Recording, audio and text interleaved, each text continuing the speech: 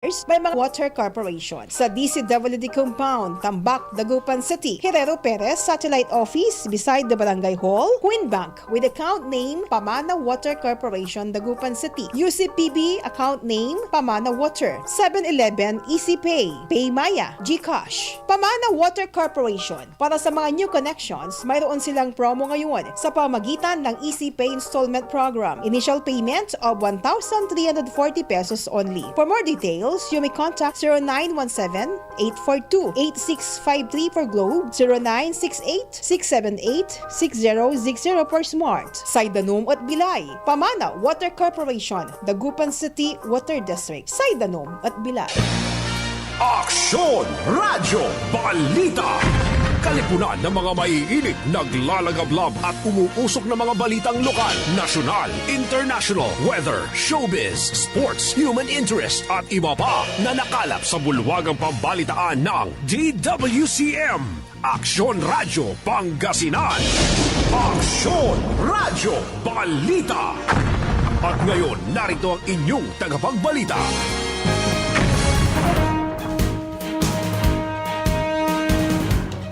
Magandang umaga Pilipinas, maaksyong umaga mga ka-aksyon. Sumasa inyo ho, Aksyon Radyo Balita. Ako po ang inyong tagapagbalita ho ngayong umaga, Aksyon Naked Bisela Pasyon at sa ating Master Control, nariyan ho, Aksyon Conrad Alvarez. Sa ulo ng ating mga balita ngayong umaga sa ating balitang lokal, mga Pangasinensing hindi bakunado ng COVID-19 vaccine, pinayuhang manatili lamang umano sa bahay. Mga biyahero mula Metro Manila at mga lugar na nasa ilalim ng Alert Level 3 na hindi pa nababakunahan, bawal pumasok sa lalawigan ng Pangasinan. Omicron variant, 4 na beses umanong mas nakakahawa kumpara sa Delta variant ayon sa mga eksperto. At DOH, CHD Region 1 nagsasagawa na ng verifikasyon sa mga impormasyon hinggil sa umano'y pagtungo sa La Union ng mga naging close contacts ni Poblacion Girl. At supply ng paracetamol sapat ayon sa DOH. Samantala para naman sa ating mga police reports dahil umano sa mabilis na aksyon ng mga pulis, mga sospek sa pagnanakaw sa gas station nadakip. Lalaki, sinagip ang kaibigang nakuryente, patay. Para naman sa ating balitang pambansa, 10,775 na bagong kaso ng COVID-19 tala, 58 patay, 600 nakarecover. At pagbili ng Paxlovid, pinag-uusapan na ng DOH, Pfizer, ayon kay Secretary Duque. Balita naman natin sa ibayong dagat mga ka-aksyon, di kilalang South Korean national nag-trespass umano sa North Korea. At sa ating showbiz news, abangan ho ninyo mga ka-aksyon na RM at Jin ng BTS, magaling na umano kontra COVID-19. At para sa ating sports news, patafa kinastigo ng mga mambabatas. Muli mga ka-aksyon, sumasa inyo, Aksyon Radyo Balita, kasama nyo pa rin, Aksyon Naked Bisela Pasyon. At sa ating Master Control na riyan ho, Aksyon Conrad Alvarez. Para sa ating mga balita ngayong umaga sa ating balitang lokal, muling pinayuhan ng pamahalaang panlalawigan ng mga Pangasinensing hindi pa bakunado na manatili lamang sa kanilang mga bahay kasabay ng inaasahang pagsipa ng kaso pagkatapos ngayon ng holiday season. Sa naging panayam ng programang mga issue ng bayan, sinabi ni Provincial Legal Officer Attorney Geraldine Baniked na ang mga hindi pa bakunado o hindi pa fully vaccinated ay maraing hinihikayat na huwag lumabas na kanilang tahanan. Ayon pa sa kanya, napagkasunduan umano sa isinagawang pagpupulong ng Provincial Interagency Task Force o IATF na kailangan limitahan umano ang paggalaw ng mga tao upang mapigilan ang paglaganap ng kaso ng COVID-19. Sinabi pa niya na papayagan lamang makalabas sa bahay ang mga nasabing individual maliban na lamang sa emergency o humanitarian reasons. Nakasaad po doon sa aming napagkasunduan po, no? Doon sa aming pagpupulong na yung mga unvaccinated individuals o yung hindi pa kompleto yung kanilang mga vaccinations are strongly advised to stay at home except for emergency or humanitarian reasons.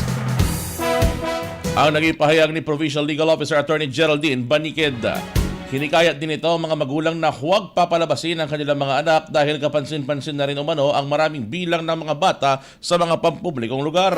Idinagdag pa niya na nakikipag-ugnayan na rin sila ng mga force multipliers upang muling manita sa mga bata na dapat ay nasa loob lamang daw ng tahanan.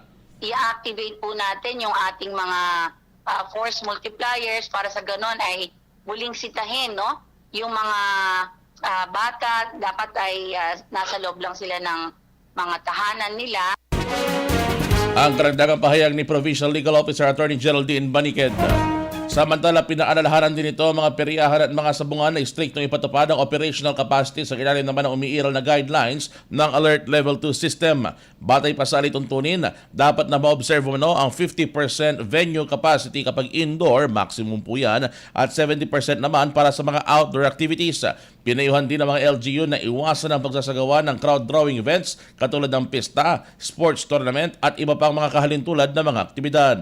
Bagamat ito po ay wala pa naman tayong nilalagay na karampatang parusa, ito po ay highly discouraging yung conduct ng mga ganitong activities para nga po mapigilan yung paglaganap nitong Omicron variant. Ang karagdagang pahayag ni Provincial Legal Officer Attorney Geraldine Baniqued. Ang balitang ito ay hatid sa inyo ng Centrum Advance. Para sa extra resistensya at proteksyong pangbuong katawan, take Centrum Advance everyday. Ang balitang ito ay hatid sa inyo ng ACS Manufacturing Corporation. ISO certified. World-class quality. Samantala naman mga kaaksyon, hindi umano papapasukin sa lalawigan ng Pangasinan ng mga biyahero mula sa Metro Manila at mga lugar na nasa ilalim ng Alert Level 3 system bilang pagsunod sa pagbabawal ng domestic travel. Yan ay kung hindi pa sila bakunado. Sa panayam ng Aksyon Radyo Pangasinan, sinabi ni Provincial Legal Officer Attorney Geraldine Baniqued na kamakailan ay nagpatupad ang Metro Manila Development Authority o MMDA ng mga polisiya tungkol sa kanilang mga residente kung saan nakasaad na hindi pwedeng bumiyahe ang mga hindi bakunado.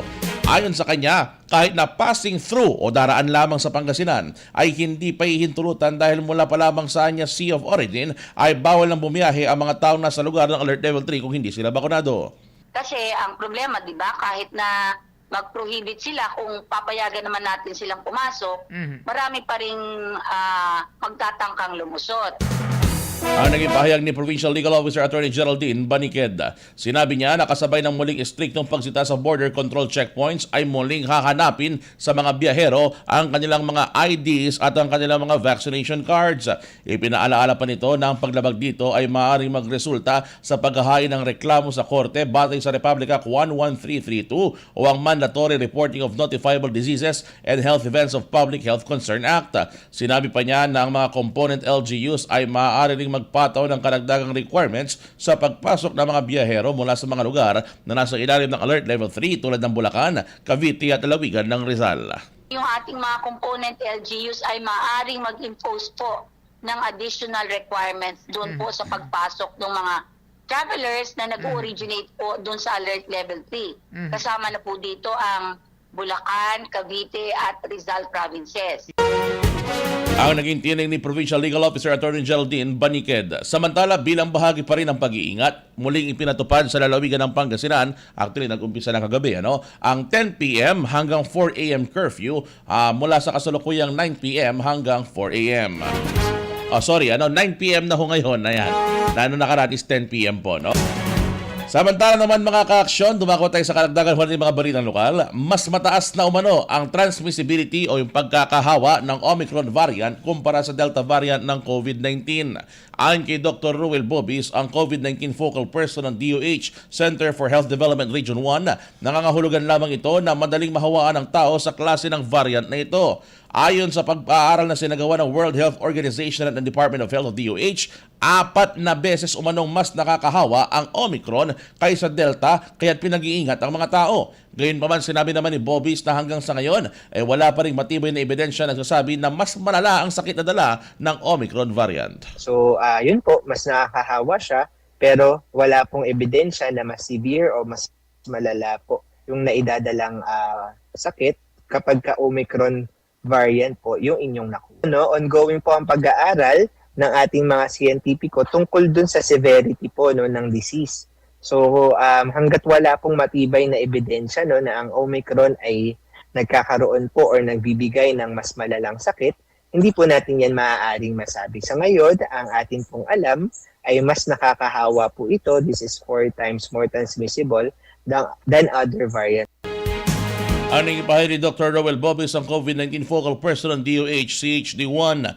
Dagdag pa ni Bobis na as of January 4, dito nakaraang Martes lamang, nakapagtala ang DOH ng Region 1 ng 52 na panibagong kaso ng COVID-19. 31 rito ay galing sa lalawigan ng Pangasinan, 9 naman sa lungsod ng Dagupan, 9 sa bagong kaso sa La Union at 3 naman sa Ilocos Norte. Aniya, mas mataas ito sa naitala bago magpasko at magbagong taon. Babantiyan pa raw ito ng DOH dahil sa inasahang pagtaas pa ng kaso matapos pa ang tagpudiriwang ng mga holiday. Kasi approximately mga within 2 weeks pa natin makikita yung full result po or yung full na epekto po ng mga naging pagdiriwang ng Pasko at Bagong Taon sa pagtaas po ng ating mga kaso.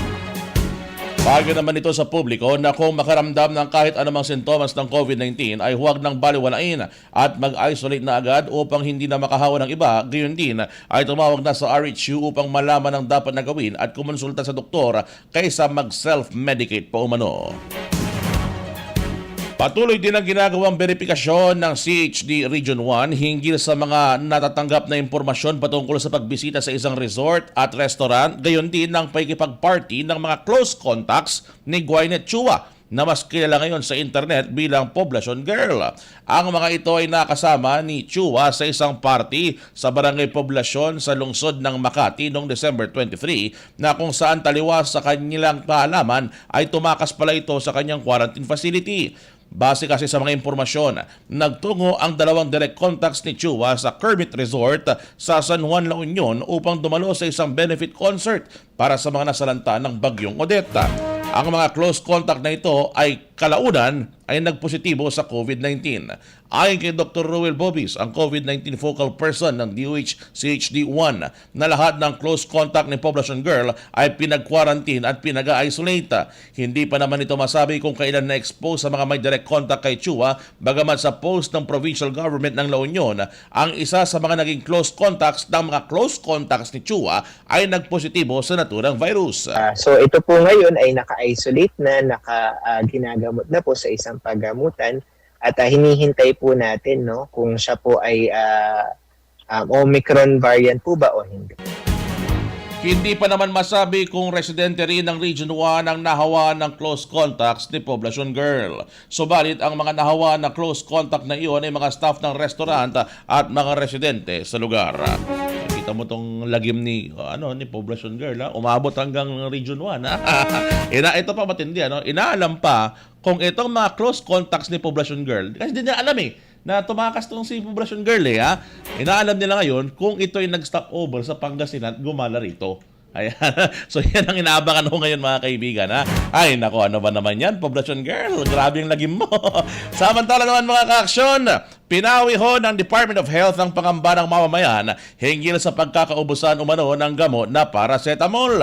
Ayon kay Dr. Roel Bobis, ang COVID-19 focal person ng DOH Center for Health Development Region 1, base na rin umano sa kanilang statement ay may sapat daw na supply ng paracetamol at ang nauubos lamang daw ay ang ilang mga brand nito. Generic man po yan o branded, basta meron pong otorisasyon from the Philippine Food and Drug Administration, ay maaari po ninyong bilhin. Umapira naman ito sa publiko na iwasan ang panic buying at kung bibili ay yung kailangan lamang upang hindi maubusan ang mga nangangailangan. Naniniwala naman si Dr. Bobis na dahil flu season ngayon, marami ang nagpapakita ng sintomas ng trangkaso tulad ng lagnat o buhat sipon dahil na rin sa ang paracetamol ay nakagagamot sa naturang mga sintomas. Ang paalala ng DOH, huwag baliwalain ang nararamdamang sintomas sa trangkaso o di kaya ay COVID-19. Samantala, suspendido naman mumpisa kahapon January 5 hanggang January 7 araw ng Biyernes ang trabaho sa munisipyo sa bayan ng Calasiao. Sa bisa ng Executive Order No. 2 Series of 2022, ipinag-utos ni Calasiao Mayor Joseph Arman Bauson ang work suspension sa bayan upang bigyang daan ng disinfection at contact tracing sa mga nakasalambuhan ng mga close contact ng medical staff na nagpositibo sa COVID-19 sa bayan. Ayon sa alkalde, may mga empleyado kasing na-identify bilang close contact na nasabing medical staff. Nagkaroon din daw ng mga pagpupulong ng department kaya't merong mataas na posibilidad na hawaan sa pagitan ng mga empleyado. Hindi naman kasama sa work suspension ng mga tropa ng MDRRMO, POSO at market staff. Hindi na muling papapasukin sa mga enclosed establishments ang mga hindi pa bakunadong individual at mga minor de edad sa bayan ng Villasis na nagsimula kahapon Enero 5. Bunsod ito ng biglaang pagtaas ng kaso ng COVID-19 sa bansa maging sa lalawigan ng Pangasinan. Nakasaad sa ibinabang direktiba kahapon ni Villasis Mayor Donato Abrenica na kabilang sa establishmentong hindi maaaring magpapasok ng mga unvaccinated individuals at mga minors ay ang mga restaurant, grocery stores, beauty salons, mga bangko at iba pang katulad ng nabanggit. Sususpindihin naman ang operasyon ng mga establishmentong mapapatunayang hindi susunod dito ng isang araw para sa unang paglabag. Isang linggong tigil operasyon naman para sa pangalawang paglabag at permanenteng pagpapasara pa sa mga susunod na pagsuway.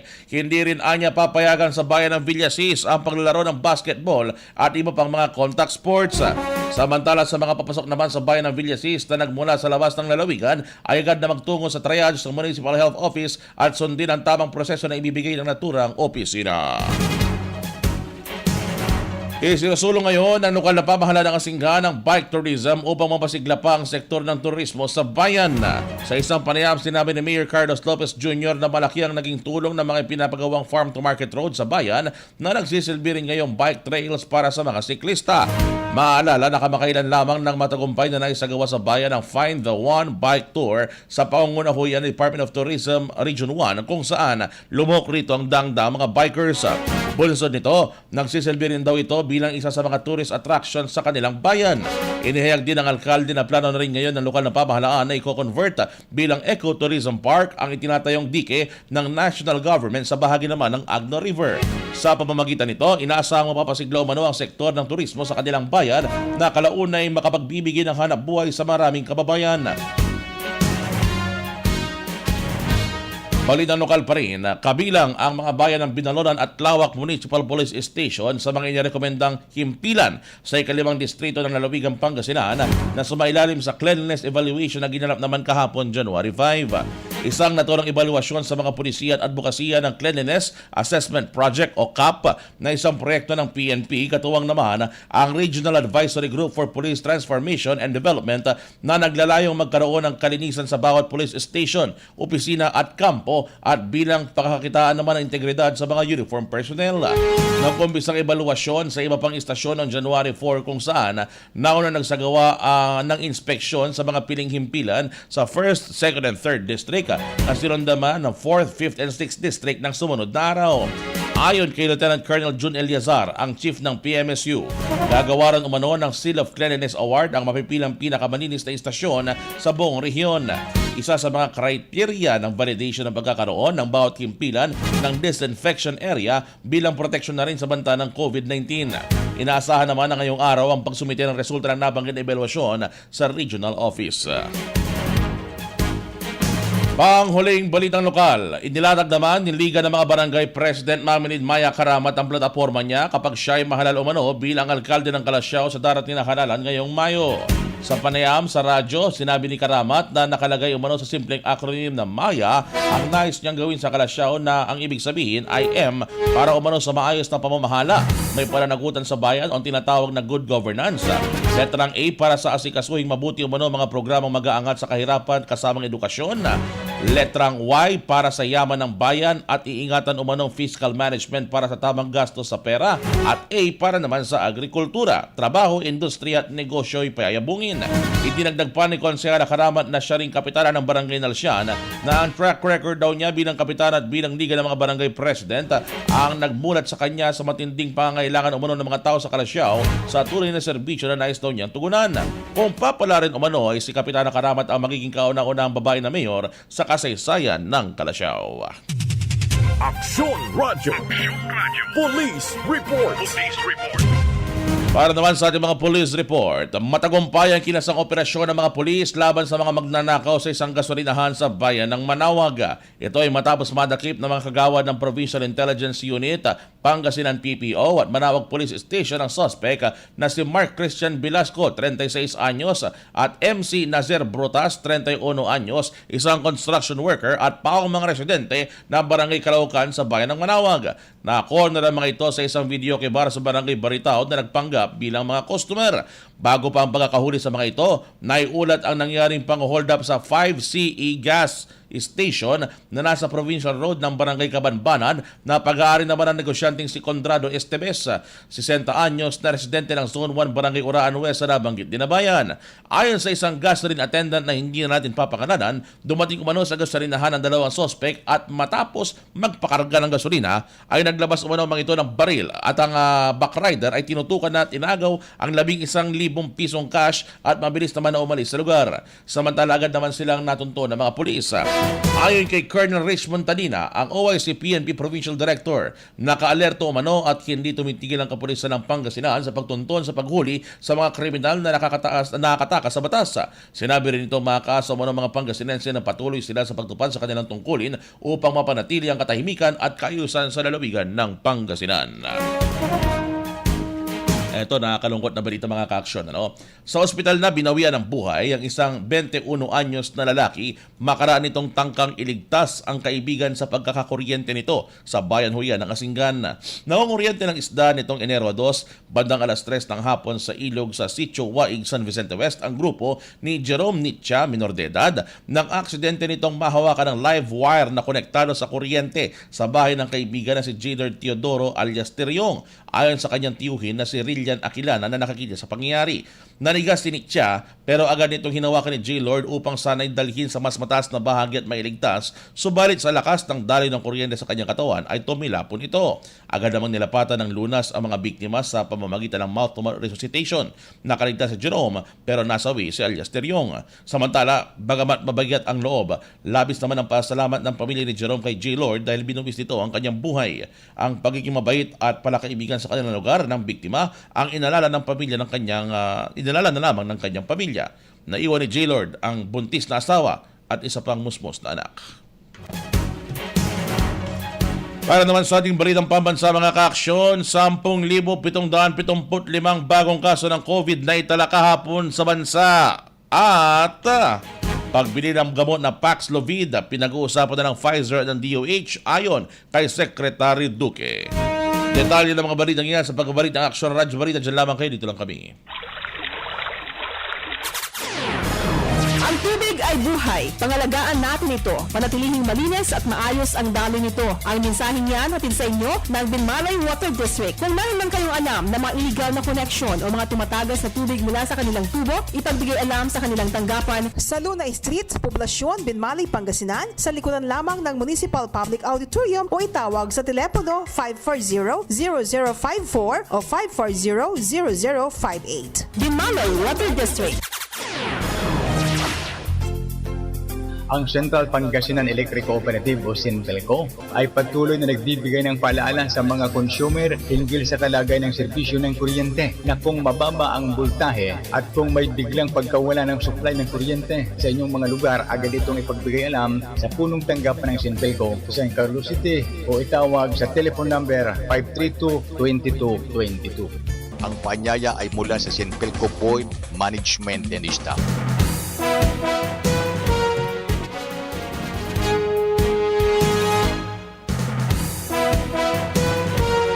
Nagbabalik ko mga ka-aksyon ng Aksyon Radyo Balita. Kasama niyo pa rin, Aksyon Ikam sa Lapasyon. At sa ating Master Control, Aksyon Conrad Alvarez pa rin. Para naman sa ating balitang pambansa, sumirit sa 10,775 ang bilang ng bagong kaso ng COVID-19 na naitala po yan kahapon ng hapon ayon po sa Department of Health o DOH.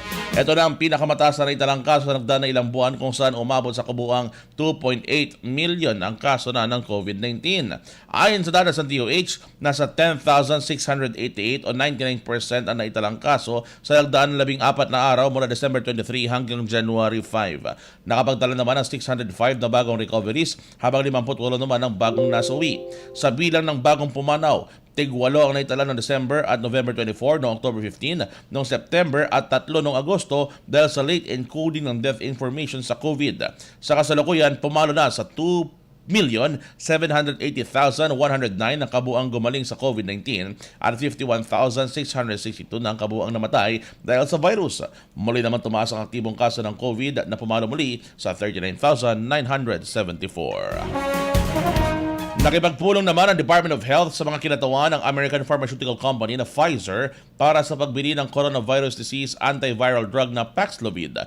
Yan po mga kaaksyon ay ayon kay Secretary Francisco Duque III netong Miyerkules. Ani Duque sa panayam, ang team ng DOH ay nakikipagpulong at nakikipag-ugnayan na kay Philippine Ambassador to the USA, Babes Romualdez, kasama mga kinatawan ng Pfizer para naman sa pag-angkat ng Paxlovid. Dagdag pa ng kalihim, daraan daw sa proseso ng pagbili ng gamot, ngunit minamadali nang makuha ito ng Pilipinas. Siniguro naman ng ahensya na daraan umano sa tamang proseso ang pagbili ng gamot na may kinalaman naman sa guidelines on procurement. Maalala mga kaaksyon na inimbestigahan ng Senado ang DOH matapos iulat ng Commission on Audit o COA ang paglilipat ng 42 billion pesos na pondo mula sa Health Department sa Department of Budget and Management Procurement Service para sa pagbili ng COVID-19 supplies sa kalagsagan ng pandemya. Otorisado naman na ng US FDA ang Paxlovid na itinuturing ng una at home treatment naman para sa COVID-19. Panghuling balitang pambansa, ikinabahala naman ni three-term senator at ngayon House Deputy Speaker Loren Legarda ang biglang pagtaas na naitatalang kaso ng COVID-19 sa bansa. Matatandaan, kahapon pumalo sa 10,775 ang karagdagang kaso ng COVID at halos doble sa naitala ng Martes ng 5,434. All-time high day ng 31.7% na positivity rate na naitala, ibig sabihin nito na 1 in 3 o isa sa 3 nagpapatest ay positibo sa COVID-19. Muling pinanawagan ni dating senadora ang magitin ng pagsunod sa mga health protocols. Paalala rin niya na suotin ng maayos sa mga face mask, tiyakin ang proper hygiene, sumunod sa social distancing sa tuwing lalabas at iwasan ang mga taong mga lugar. Kamakailan ding nagbalita ng 85% ng COVID-19 patients na nasa ICU na nangangailangan ng medical ventilators ng Department of Health Hospital sa Metro Manila ay hindi raw bakunado, kung kaya't muling hinikayat ng dating senadora ang mga unvaccinated na magpaturok na bilang proteksyon kontra sa naturang virus.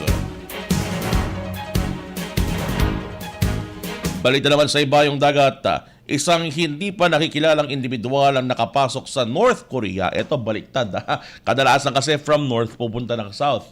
Ito, from South pupunta ng North. Isang hindi pa nakikilalang individual nakapasok sa North Korea mula sa South. Nito lamang, batay po sa ulat ng militar sa Seoul nitong araw na ito sa isang di pangkaraniwang kaso ng pagtawid sa dalawang magkarating bansa. Tinataya na sa 30,000 individual ang tumatakas mula sa North Korea patungo sa South dulot ng ilang taong operasyon sa naunang bansa. Subalit ang pagtawid ng taga-South Korea papunta ng North Korea ay isang pangyayari na hindi naman madalas mangyari. Namataan ang naturang individual sa pamamagitan ng surveillance equipment sa DMZ o Demilitarized Zone na humahati sa Korean Peninsula bandang alas 9:20 ng gabi ayon sa Joint Chiefs of Staff ng South Korea. Dahil dito, nagsagawa ng search operation ng militar subalit hindi pa rin natunton ang naturang individual. Wala namang naiulat na unusual activity ng North Korean military sa kasalukuyan ayon din sa kanilang ulat. Aksyon Radyo. Showbiz Balita.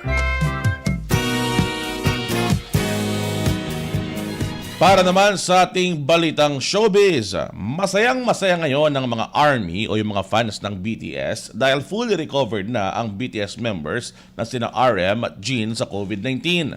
Yan po ang in-announce ng Big Hit Music, ang record label na carrier ng mga hit songs ng BTS. Ayon sa Big Hit Music, natapos umano ang quarantine ni RM at Jin kahapon. Siniguro naman ang naturang record label na inasikaso at binigyan ng kaukulang mga gamot sina RM at Jin habang naka-home quarantine mula pa noong December 25. Ayon sa Big Hit Music, wala umano nagkaroon sa kanila ng seryosong sintomas bukod sa lagnat ni Jin, ngunit isang araw lang naman daw yun. Nagpapasalamat din ang record label sa lahat ng ARMY na nagpadala ng kanilang well wishes sa kanilang mga hinahangaan. As of press time mga ka-aksyon, habang yung binabanggit ang balitang ito, ay nasa break ang BTS at magbabalik umano ngayong taon, kung saan ay ilo-launch daw nila ang kanilang bagong album. Sa initial plan ay dapat magkakaroon ng BTS ng in-person concert sa Seoul, pero hindi pa sigurado ang actual date at baka mabago pa ang plano dahil na rin sa record high surge ng bilang ng infected ng COVID-19 sa South Korea. Aksyon Radyo. Sports News. Para naman sa ating panghuling balita-balitang pampalakasan, kinastigo ng mga mambabatas ng Philippine Athletics Track and Field Association o PATAFA dahil sa desisyong tanggalin ang Pilipino na pole vault star na si EJ Obiena sa National Training Pool matapos ang aligasyon ng misappropriation. Nanawagan si PBA Party List Representative Jericho Nograles sa Philippine Sports Commission na panghimasukan ng issue upang hindi manganib ang posibilidad ng Pilipinas para makasungkit ng medalya sa nalalapit na pandaigdigang palaro. Si Nograles na Vice Chair ng House Committee on Youth and Sports Development ay nanawagan sa PSC na baguhin na naman ang desisyon ng PATAFA at nagbabala na maaaring mawala ang pag-asa ng bansa na magkaroon ng gintong medalya para sa Asian Championships sa bansang Kazakhstan, SEA Games sa Vietnam, Asian Games sa China at ang World Championships naman sa Oregon, USA. Gate pa ng kongresista ng idinulot ng kaguluhan sa naging aksyon ng PATAFA President Philip L. Huico laban kay Obiena ay malaking kawalan umano sa bansa. Sa panig naman ni Agusan del Norte Representative Lawrence Fortun ay nanawagan ito ng special audit sa PATAFA bukod pa sa agarang pagkapalitan niya ng Pangulo ng nasabing samahan. Nanawagan naman ang mambabatas sa PSC at Commission on Audit na magsagawa ng audit sa lahat ng National Sports Association para sa lahat ng pondong tinatanggap ng mga ito mula sa gobyerno. Alright, bago tayo magpaalam, hello. Shout out po sa mga ka-action natin kay Madam Bella Bel Jimenez, kay Sir Alvin Eresa. Uy, Sir Alvin, kamusta kayo riyan? Sana okay na okay kayo dyan. Ano? Kay Madam Delia Cabay, Sir Otil Arenas, nako, Sir Oti sa Bautista, makasyo umaga po sa inyo. Ano? At kay Tito Joel Zamuco, yan, makasyo umaga po sa inyo. Ano? Ingat po kayo. Kay Madam Lolita Macaraeg, hello po, kamusta ho kayo? At kay Samuel Sixon Espino, yan, from Mabilao, San Fabian, yan, makasyo umaga po sa inyo. Maraming salamat po sa inyong panonood. Batiin na rin ho natin mga kaibigan, yung mga ka-action natin na ikinig ho ngayon dyan sa may Kalasyaw, Parisal Carca Estrada Family, mga umaga po sa inyo. Yung mga ka-action ho natin dyan sa may San Carlos, sa Madrid Family, gandang umaga. Mano Nestor Ilumin, dyan po sa may Barangay Cruz, yan, mga umaga po sa inyo. Sana kayo na ikinig ngayon at masaya ang kalagayan ho ninyo. Masarap sana ang almusal ho ninyo ngayon. Kay Coach Nanoy, mga umaga sa inyo, Coach Nanoy. Kay Madam Mimbi Parasa, kay sino pa ba mga ka-action? Si Madam Rose Montemer Pasyon, ayan. Uy, kay Ate May Bunso, hello, Sister May, Sister Baby, kamusta ko kayo? Diyan po sa may Barangay Tabang, tama, nasa Tabang pa ba kayo? Sana okay na okay kayo riyan sa may Barangay Tabang sa area ho ninyo ngayon. And of course, good morning po sa inyong family. At yan po mga ka-aksyon ng kabuuan ng mga pinakahuling balita ko natin ngayong umaga suma sa inyo ang Aksyon Radyo Balita na kasama ho ninyo sa alam po ng mahigit at 30 minutong balita ano po dyan sa watan putabutaging karo aksyon ay kamisala pasyon at sa ating Master Control Aksyon Conrad Alvarez. O teka na, pahabol galing kay Ate May. Pa-shoutout daw sa Bulinaw, Auntie Ed. Ayan, Auntie Ed ng Bulinaw! Bangon kila ko no, Kay Rick Aquino Montemayor, good morning sir sa mga taga Santa Barbara. Hoy, shout out po sa may Santa Barbara, yung mga kaibigan ko natin dyan Mayor Joel, ba't di mo pinapayagang mag-skateboard yung mga skateboarder dyan sa may Santa Barbara ay pinatay mo lang yung bagong gym pinagbawalan mo na yung mga yan matapos yung magkaroon ng event dyan ng skateboarding, pagbabawalan mo sila Ay nako. Oy, kay Roman Rivera, ayan, masyong umaga rin sa inyo. Sana maayos at masarap ang inyong almusal ngayong umaga. Okay, muli mga ka-aksyon, sama sa inyo, Aksyon Radyo Balita na kasama ko ninyo, Aksyon Negab na Pasyon, sa ating Master Control, Aksyon Conrad Alvarez, sa ating Newsroom, Aksyon Dav Tibakay, and Aksyon Jeric Pasilyao, at sa kalan ho ng buo sa Aksyon Radyo Pangasinan, sa pungunahuyan ni Aksyon Violi Valdez Ferrer. Susunod na ho mga kaibigan ng MIB, mga isyu ng Bayan, SPN, sa Pangasinan na, at ito lamang yan sa Aksyon Radyo Pangasinan. Mamayang alas 10, abangan ho ninyo ako sa aking programa, Aksyon Radyo Hataw. Marami tayong pag-uusapan ho roon. Yan po mga aksyon, mga aksyon, mga kapos sa inyong lahat. Una sa aksyon, una sa balita, sama-sama tayo, Pilipino.